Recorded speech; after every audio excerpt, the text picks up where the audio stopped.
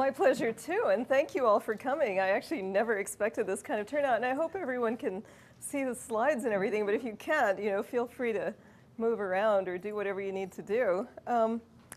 So I'm just going to begin by telling you a little story. A few years ago, an Associated Press news story from India reported that the residents of a high-rise apartment building in Bombay, frustrated with increasing promiscuity among the teenage children exposed to Western and local commercial television, dumped their television sets in tandem out their apartment windows.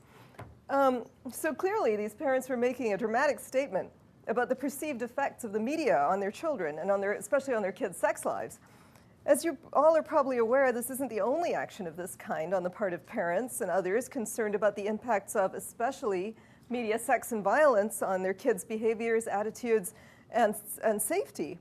The question is, are such concerns warranted? And that's really at the heart of what many of us as media studies people are thinking about. We do know, of course, that kids today grow up in a media-saturated environment and that they constitute a huge and important target audience for media corporations. I'm just going to run a few numbers by you before I start. On a typical day, a young person is faced with a media environment that includes more than 200 cable television networks, 5,500 consumer magazine titles, 10,500 radio stations, and 30 million or more websites. This is a global phenomenon. In China, for example, teenagers spend an average of $50 billion annually. Like their American counterparts, they spend about a third of their free time watching television, and they also read newspapers and magazines extensively, which occupies 22% of their time, their free time. One survey estimated that Shanghai teens are online more than 38 hours a week. Following these trends, the spending power of South African teens is close to $1 billion a year, and TV is the favored way to reach them, according to an international marketing guide. Business Week reports that 47% of India's population is under the age of 20, with a spending power of $2.8 billion annually. Some estimates put it as high as $16 billion a year. Indian teens watch an average of 12 hours of TV a week. 85% of teens worldwide report watching music videos regularly, and 79% watch TV daily. As marketing consultant Alyssa Moses puts it, from Manhattan to Madras and Milan to Melbourne, teens who speak different languages, although many speak English, all speak the same dialect of global consumption. She identifies today's youth as mediavores. In addition, their consumption of Western, particularly American TV, or media in general, rather, is significant.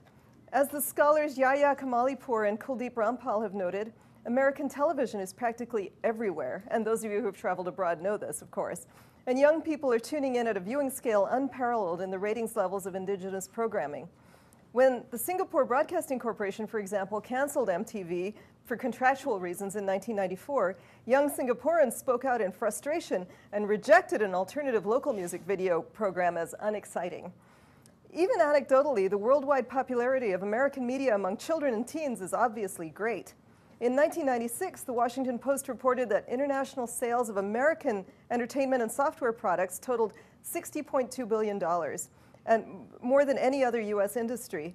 Those figures have quadrupled since then, according to a 2008 report from the entertainment software industry. So you can see that there are huge amounts of money involved here, running into billions of dollars. So at the same time that media consumption overall and consumption of US media in particular is rising, we're seeing some other patterns that we need to address. For example, teen pregnancy and STD rates are going up worldwide in developed as well as developing countries, according to UNICEF and the Centers for Disease Control in the US. The World Health Organization estimates that 25% of all girls and 8% of all boys have been sexually abused, and sexual violence against girls and women is pandemic. So, to what extent are these trends linked, right? Media scholars have been wrestling with this question for a very, very long time. But in the past 2 decades, we've gathered some interesting evidence that actually points to real associations. Many of you are probably aware of the Harvard study, but if you aren't, I'm going to tell you about it. In 1999, a group of Harvard anthropologists were doing work on the Pacific island nation of Fiji when television was first introduced. The sudden infusion of Western cultural images and values through TV appears to be changing the way Fijian girls view themselves and their bodies, reported Ann Becker, director of research at the Harvard Eating Disorders Center. Eating disorders, which were virtually unknown on Fiji before the advent of television, suddenly spiked on the island among teenagers once programs like Baywatch and Beverly Hills 90210 were introduced. So since the characters on Beverly Hills 90210 are slim built, my friends come and tell me that they would also like to look like that. They change their mood, their hairstyle so that they can be like those characters. So in order to be like them, I have to work on myself, exercising, and my eating habits should change, said a Fijian girl in this study, in a direct acknowledgement of the media's role in these developments.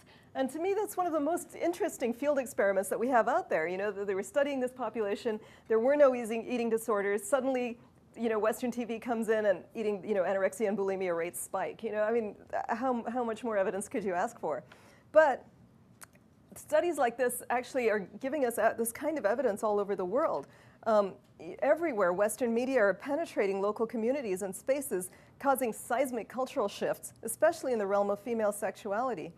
In Thailand, for example, a study of teenagers in Chiang Mai shows that girls experience stress and depression as a result of the Western media's portrayals of sex and gender roles, which conflict with traditional Thai values. On the one hand, the teens aspired to modern relationships and gender roles in which boys and girls can date, show public affection, and experiment with sex before marriage. On the other hand, teenagers frequently stated that they valued modesty and virginity in girls and respected and sought to obey their parents. They were pulled toward traditional norms through kinship ties and through religion and sometimes school culture, and towards Western norms by mass media influences, especially fashion, write the study's authors. And so there's this real tension and conflict going on among teenagers being pulled this way and that way. A news report from South Africa describes girls as young as 11 turning to prostitution to afford the designer fashions and high-tech gadgets touted by MTV culture. News stories also report that a sexual revolution is occurring among Chinese youth, with an increasing number of China's 240 million adolescents engaging in sex, causing a rise in both abortions and STDs, which the country's healthcare system is not prepared, largely unprepared to handle. China's in the early stages of a major HIV/AIDS epidemic. There is virtually no sex education in the schools, but the country has recently experienced an influx of Western and European media, which some scholars see as important factors in these sexual trends. These findings are reflected in the data we have from many countries, namely that children and teens rely on the media more than on any other source for their sexual information, primarily because they don't get this information anywhere else. And that is true in the US as well. Studies here have shown that teenagers actually rely on the media more than their peers, their parents, or schools for information about sex. This is where they're getting their sex education, so to speak. And in my own research, after analyzing the sexual content of media aimed at children and adolescents, I found while there is plenty of sex-related content in these media, it isn't accurate, progressive, or healthy. In particular, the information about girls' sexuality is problematic in the extreme. Several studies have shown, and I do have statistics on this, that the sexual content of media aimed at children and adolescents has increased exponentially over the past 20 years. One study showed that something like 1 in 12 TV episodes of TV shows aimed at teenagers have sexual content, but less than 0.5% has any information about sexual health. So, there's a real difference there. So what I did for my recent book that JD mentioned, The Lolita Effect, and there it is, I analyzed a wealth of kids' media to see what exactly was going on in there, what kinds of sexual content was in them. And I looked at magazines, I looked at movies, I looked at websites, I looked at television programs, video games. So I went through an awful lot of media. And as I was going through them, what I found were sort of 5 myths about girls' sexuality that kept recurring in all of these media over and over again. So what I'm going to do is run through these 5 myths and talk about each one of them. So here's the first one. The first one is, if you've got it, flaunt it, right? So, and I'm sure all of you are familiar with the ways in which girls' bodies are represented in these kinds of media, from 17 magazine to, Gossip Girls, or any of the popular movies right now. know this, that the only way that girls are told that they can express sexuality is through body display, that they have to flaunt their bodies as much as possible, bare as much skin as possible. Now, I'm no prude, I don't think anybody should walk around like, well, wrapped up from head to toe or anything like that. But I do think that, sexuality is extremely complex, right? And people are attracted to each other for all sorts of different reasons. And so this very, oversimplified formula where, the more you take your clothes off, the sexier you are is just bogus, I mean, there's really no correlation there. Everyone is sexual. Everyone, it's just like having a pulse. Everyone has sexuality that they can explore. And so this is a really, really simplistic notion of what constitutes sexual desirability. It's, just if you, the other part of that is just to say again that when this particular version of what constitutes sexuality circulates globally, again, it's causing problems. For example, in Turkey, clashes between Eastern and Western sexual mores are resulting in young girls, some as young as 12, being, actually murdered by their families in so-called honor killings, or forced into suicide, sometimes for nothing more than wearing a miniskirt. In the northern Indian village of Nongspun, tribal elders decided that girls wearing pants provoked men into sexual abuse, so girls over 12 are required to wear long skirts or face punishment. In Nigeria, women and girls in trousers and indecent clothes have been attacked by street hoodlums and by police. In the Iraqi city of Basra, women have been killed for wearing makeup and other un-Islamic behavior. Police in Banda Aceh, Indonesia, monitor women and girls for inappropriate dress, including figure-hugging clothes. So the Lolita myth that urges girls to flaunt it and display their sexuality by wearing revealing and provocative clothes it circulates all over the world, but the backlash against them for doing so can be violent and repressive. Even in the United States, the outcomes can be similar. Girls are frequently punished by parents for sexual activity and then punished again by the legal system if they run away or rebel in any way. So I'm not condoning any of this. I think it's terrible, but I do think we need to, I'm not faulting the girls either for this, of course not, but I'm only pointing out that the global impacts are really serious and that we need to be thinking about them. The other part of this myth is that it's a conditional. If you've got it, flaunt it, right? So in other words, you can only flaunt it if you conform to some particular ideal of a body. And I call this the myth number 2, the anatomy of a sex goddess, right? So, and we all know what that looks like. In fact, when I do workshops or I talk to groups at different places around the country, eventually the image that pops out is Barbie, right? It's always the Barbie body that's the, the desired anatomy. There's a really insidious part of this, a really inimical part of this whole thing, which is you can't enjoy your body, you can't have body confidence, you can't display your sexuality unless you conform to this one body type. If you're larger or if you're physically disabled or whatever, if for whatever reason you don't meet the Barbie ideal, then you should just go hide in the corner somewhere, right? So there's a real problem with this because it's so restrictive in terms of which girls are allowed to express their sexuality or recognize their own sexuality or enjoy it in any way. And the whole, this whole business of trying to live up to the Barbie body is, of course, improbable. We all know that Barbie proportions, I think, scientists have translated them into real world, and there's something like, if Barbie were a real woman, she'd be something like 5'9" tall, and she'd weigh 110 pounds, and she'd have something like a 18-inch waist and 38 double D breasts or something. I mean, just completely improbable. If she stood upright, she wouldn't even be able to because she'd be so top heavy she'd fall over and so anorexic that she couldn't support herself. So it's just a ridiculous ideal, and yet it's the only one that girls are ever given to live up to. This is the preferred anatomy, and the whole correlation here is, if you have the Barbie body, then you are somehow more sexual, which again, is a complete myth because people are sexual in different ways at different levels, and it really has nothing to do with your body proportions. It has to do with so many other factors. For this myth too, ethical questions have to come up here about imposing, this first world kind of standard of beauty on girls and women with severely limited incomes and little hope of achieving these ideals, right? One part of this whole Barbie ideal is that it takes a lot of consumerism to achieve it, right? And so in the West, right, in order to achieve a Barbie body, You have to consume all of the diet aids that make you that impossibly skinny, and you have to run out and you have to purchase all the, all the equipment that makes you, the push-up bras and the things that, the corsets and this and that, the kinds of equipment that makes you try to emulate that body, the stiletto heels, the makeup that goes with it, the fashion, so there's all the did I already say, the diet products and subscription to all the fitness clubs, and so there's like endless consumerism that goes into trying to achieve this Barbie ideal. It's a very, very profitable ideal, which is why it's held up, as the only one to aspire to in Western culture, because if they said, you're sexy just the way you are, enjoy your body, nobody would be rushing out to spend billions of dollars on all of these products, right? So it's completely profit-driven. But when you think about this really expensive consumer ideal being imposed on girls, for example, in developing countries, real questions come up. The massive expenditures that are involved, would not be necessary if global standards of beauty were not so improbable and if their attainment were not so expensive. One concern is the marketing rhetoric that forces Western Caucasian standards of beauty on non-Western girls and women. For example, one example that actually Dr. Downing and I were talking about earlier today is the bleaching creams that stress whitening and brightening as beauty goals that improve on dark skin. Darkening of the skin has always been viewed as a sign of aging, reads one Estee Lauder press release advertising White Light Brightening Essence, one of many skin bleaching creams that are not sold in the first world.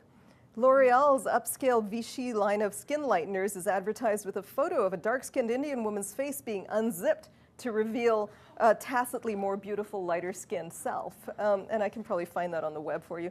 The product's slogan is "Skin Bright, Perfect White." I know, they're not subtle, are they? Elizabeth Arden's Sheer White skincare line is advertised in Asia with the face of Catherine Zeta-Jones, a Caucasian woman. And Olay's line of whitening creams are promoted overseas with taglines like, "You're always searching for perfection. Occasionally you find it. Flawless, fair skin." Not only are these cosmetics marketed globally on the racist premise that light skin is preferable to dark skin, but they are prohibitively expensive at something like $70 an ounce. So, I mean, you can just imagine in a country where that might be your monthly income, trying to spend it on this kind of thing. And also, some of these creams have been proven to be carcinogenic or to cause permanent scarring and disfigurement, some of the cheaper ones. So, there are all sorts of problems there.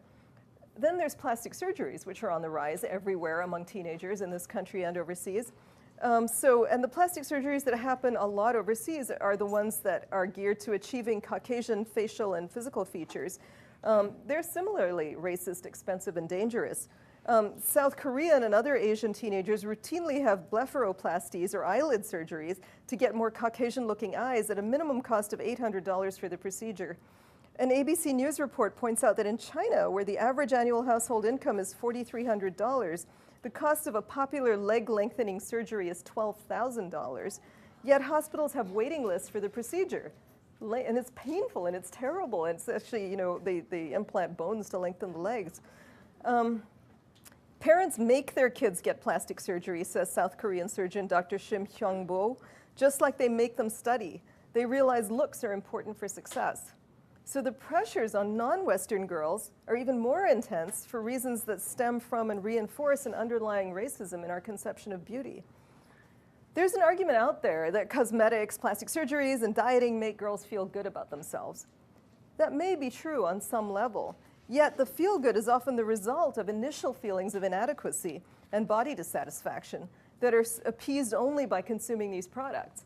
And always the feel-good is short-term, right? No matter what you do, whatever, you have to always reapply the makeup, or you have to get the breast implants redone every, I can't remember what it is, 5 or 10 years or something like that. The highlights come out, you have to get them redone. So it's all very temporary. It all fuels sort of constant consumption of these kinds of products. Also, plastic surgeries like breast implantation actually reduce feeling in the erogenous zone. So girls' sexual pleasure is in fact decreased by such surgeries. So the feel-good may be psychological and not physical, but is that a worthwhile trade-off, right? So girls are sort of giving up the pleasure they may feel in sexual activity to achieve these ideals.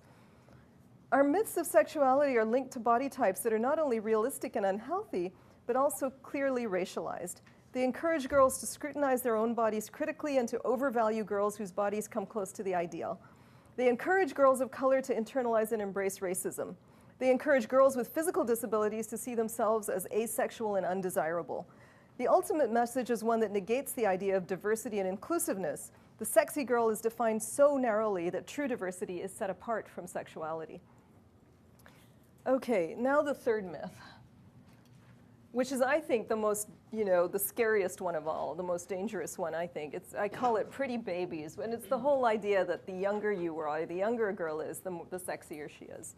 And I'm just going to flip forward to, I just want to run through a couple of these.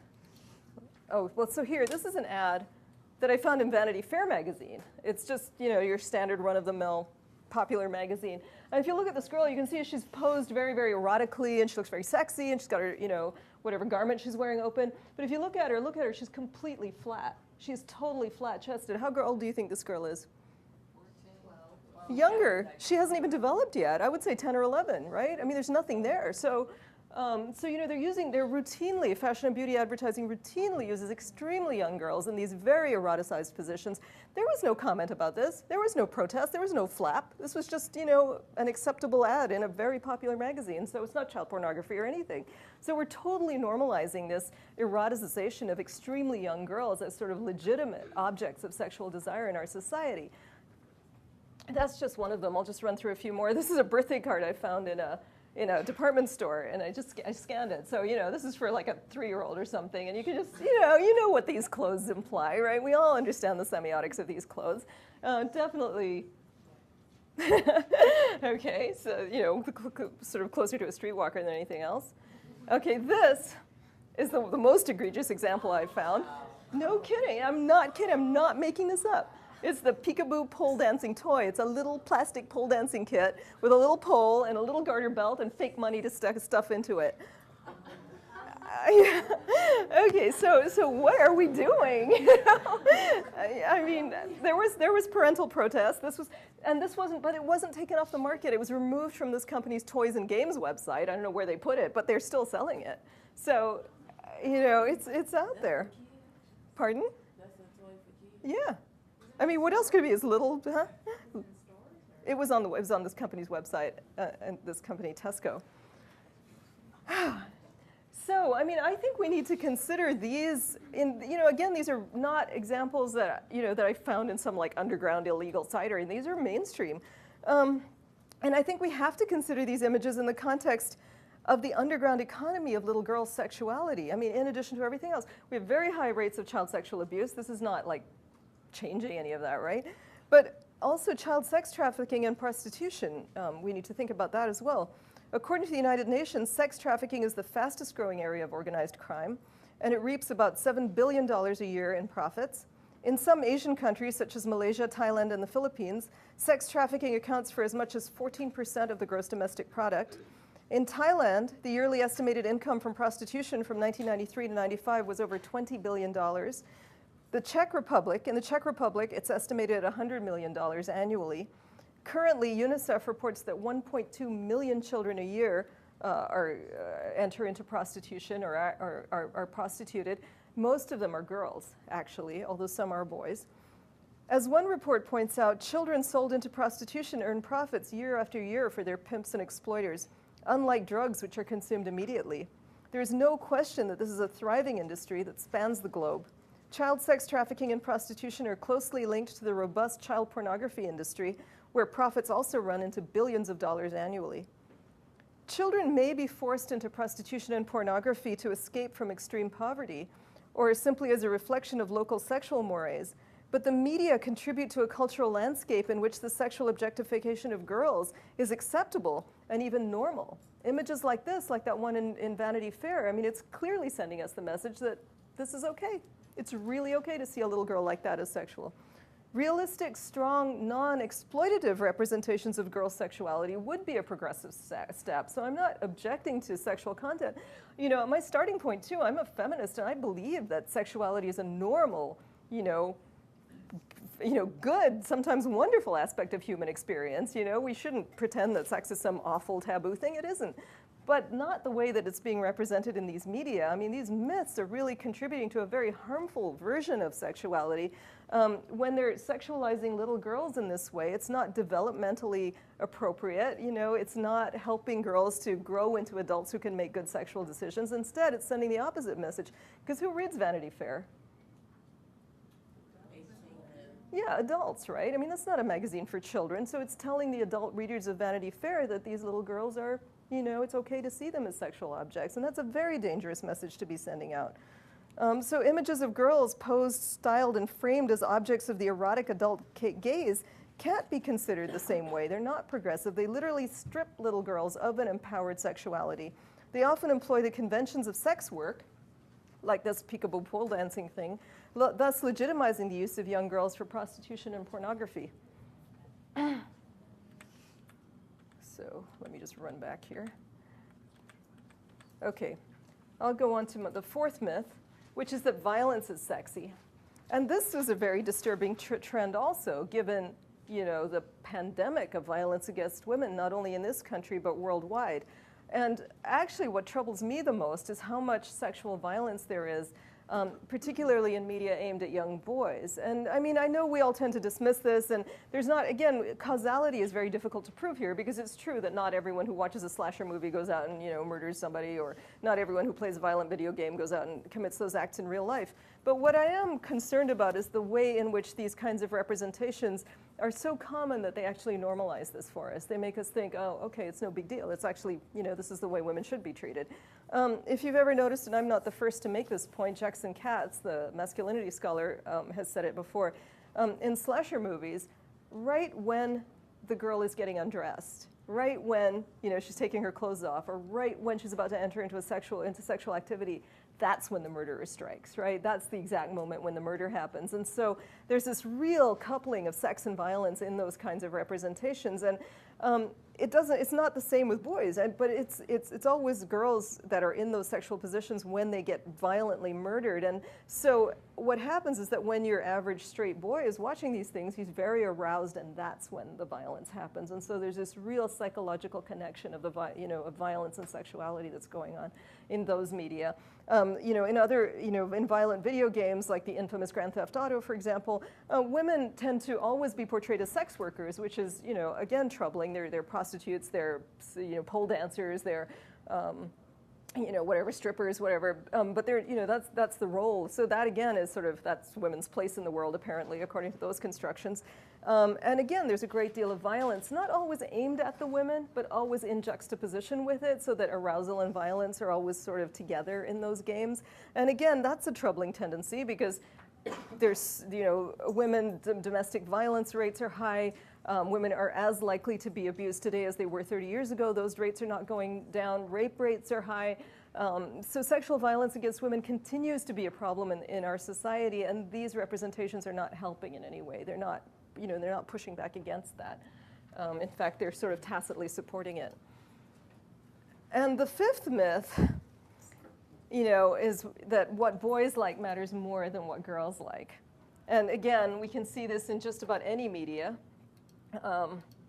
Like, for example, this cover of Teen Magazine, where it's what boys really want. 8 secrets you need to know. Get him to crush on you, you know, and so on. So there's always this mythical him out there. Here's another one. So, you know, 17 Magazine, and a great role model there, Paris Hilton. Anyway, 405 ways to look hot, right? Make your crush want you. You know, all this kind of stuff, dress like a celebrity, get sexy eyes, and then way down at the end, boost your confidence. But the implication is you have to do all this stuff in order to boost your confidence, and you have to try to look like Paris Hilton, who's, you know, again, Barbie embodied, to do it. So there's this real message out there to girls that what boys want matters way more than what they want, that everything they do, the way they present themselves, the way they think about their sexuality, the way they dress, the way they do their makeup, always has to be geared to pleasing boys. And there's never anything in these magazines about what girls want. There's never anything in there about girls' sexual pleasure, girls' desires, what girls might want in a relationship, how girls might want it, you know, nothing. The girls, in fact, in these magazines have no sexual agencies. It's all about boys. And so the real message to girls is your desires don't matter. You know, you know what you want is just irrelevant. You always need to be thinking about what boys want. So I mean, it's a very patriarchal message that boys are the privileged ones in the sexual sphere, that boys get to be the arbiters of sexuality. And again, this is problematic because it seems to have really negative real-world effects. For example, studies show that girls are very uncomfortable setting boundaries in sexual situations. They don't know how to say no when they want to stop. You know, they're just very uncomfortable with doing that. They don't know where to get contraception. One study showed that something like 79% of all teenagers didn't know where they could go to get contraception if they wanted it. And we also know that girls are sort of taking the hit for this. Teen pregnancy rates are rising in this country. They've gone up for lately, in the last couple of years. They've gone up worldwide as well. And also, teen STD rates are very, very high among girls. 1 in 4 girls in the United States has a sexually transmitted disease. 1 in 4, and that's in the U.S. in our developed nation. And in the survey, this was from the Centers for Disease Control. They surveyed girls 13 to 19, and if they'd gone younger, I believe they would have had an even higher incidence of this. So girls are clearly not getting messages that are helping them be safe in their sexual activity. They're not, they don't know how to, they don't know how to protect themselves. They don't know how to plan not to have pregnancies. They don't know how to set boundaries. So all of these things are really, really problematic. Girls aren't getting the information they need in order to make good decisions about their sex lives. So this is not at all the same, of course, as saying, just sort of saying abstinence only and leaving it there. No. I mean, clearly girls need more help in handling their sex lives, and they're not getting it from the media. Instead, they're getting all these myths. So the myths of sexuality actually impede kids from healthy, empowered, safe, and even pleasurable sexual development. It forces girls to conform to a notion of sexuality that's driven by the profit motives of transnational media corporations rather than an accurate, helpful, progressive, and diverse concept of sexual development. In dealing with these issues, I'm concerned not with the idea that the media have sexual content, but that US media in particular circulates negative, harmful, and inaccurate notions of sexuality, especially of girls' sexuality, that undercuts any progress we might make in this area. And we can make progress. There are effective ways to confront, address, and even solve the problems raised by these myths. I want to end with a couple of quotes that I find inspiring and motivating with regard to these issues, and I hope we can discuss real-world solutions to the problems caused globally by the Lolita effect during our question and answer time. But before I open things up for questions, there are these couple of quotes that I really would like to, there's a couple of slides here too that I didn't show you before. So this is a picture of child prostitutes in Cambodia, Thailand, and Mexico. And in particular, note the Mexican prostitutes on the right here and our friend Brittany. I mean, you can just really see the similarity here in the media influences. But here are the quotes that I just want to share with you. Mary Pfeiffer, the psychologist, wrote, "In an ideal culture, sexual decisions should be the result of intentional choices." And I just really love that. I just think everyone should be able to be in full control of their sexual lives as much as possible. And the second one is from Margaret Mead, who said, "Never doubt that a small group of thoughtful, committed citizens can change the world. Indeed, it is the only thing that ever has." And so I'll end with the words of these two women, and now I'll just open it up to any discussion, questions, thoughts, or comments you might have about any of this. So thanks. Yeah.